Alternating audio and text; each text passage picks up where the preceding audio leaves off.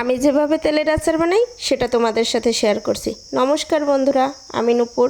আশা নয় বিশ্বাস সবাই ভালো আছো, আমিও ভালো আছি। এখন দেখো এই যে আমি কি নিয়েছি, এগুলো একটু দেখে নাও।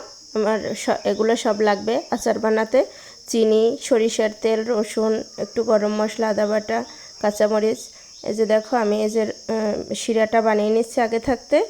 এই যে একটুখানি ভিনেগার দিয়ে, পরিমাণ মতো ভিনেগার দিয়ে আর চিনি দিয়ে শিরাটা বানিয়ে আমি শিরার ভিতর কেটে রাখা টুকরো করা আমগুলো দিয়ে দিলাম।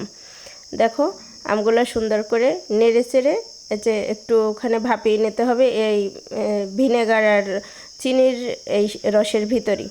দেখো এই শিরার ভিতর এই যে দেখো এখন কেমন হয়েছে, এই ভাপানো হয়ে গেছে আমার। এটা মানে কী বলে এটাকে, কষিয়ে নিয়েছি ইসের ভিতর করে। এখন আমি পরিমাণ মতো তেল দিয়ে দেব।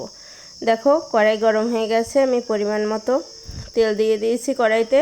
এখন আমি একটু এলাচ, দারচিনি আর কয়েকটা গোলমরিচ ফোড়ন দিয়ে নেব এর ভিতরে। এখন আমি এই যে আদা রসুন বাটা দিয়ে দেব তেলের ভিতর। এই যে দেখো ফোড়ন উঠে গেছে, আমি তেলের ভিতর আদা বাটা আর রসুন বাটা দিয়ে দিলাম পরিমাণ মতো। এখন আমার এটা সুন্দর করে ভালো করে নেড়ে চেড়ে নিতে হবে। ভালো করে না নেড়ে চেড়ে নিলে এটা কাঁচা গন্ধ থাকবে। এই যে এর ভিতরে আমি হলুদের গুঁড়া দিয়ে দিলাম আর গোটা রসুন দেবো আমি। তার ভিতর আমি প্রায় 15-20 কোষের মতো রসুন দিয়ে দিলাম আর কাঁচা ঝাল দেবো, তাই আমি এই যে কাঁচা ঝালটা দিয়ে নিলাম এর ভিতরে। এগুলা গোটা গোটা থাকবে, রসুনও গোটা গোটা থাকবে আর এই যে এই কাঁচা ঝালগুলো গোটা গোটা থাকবে। এখন আমার এই যে শিরার ভিতর কষানো এই আমের টুকরাগুলো এই যে দিয়ে দিলাম। এখন সুন্দর করে বারবার নেড়ে চেড়ে দিতে হবে যাতে নিচে লেগে না যায়।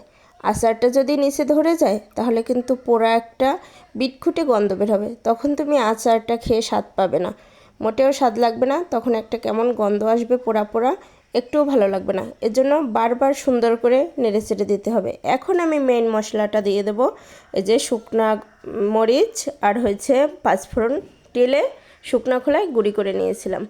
এই যে দেখো শুকনো মরিচ আর পাঁচফোড়ন দেওয়ার পর আচারের কালারটা আরও সুন্দর আসছে। এই যে আমার আচারটা রেডি হয়ে গেল। দেখো কত সুন্দর লুক আসছে, আর এটা খেতে সেই স্বাদ।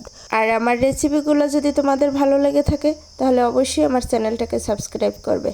এই যে দেখো যারা ফেসবুক থেকে দেখছো তারা ফলো করবে, আর যারা ইউটিউব থেকে দেখছো তারা অবশ্যই সাবস্ক্রাইব করে আমার পাশে থাকবে। এই যে দেখো ঠান্ডা হয়ে গেছে, আমি এটা জারের ভিতর ভরে রাখবো।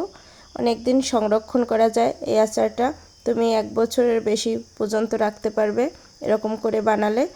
অনেক ভালো থাকো, সুস্থ থাকো আর এরকম আচার বানিয়ে রাখো।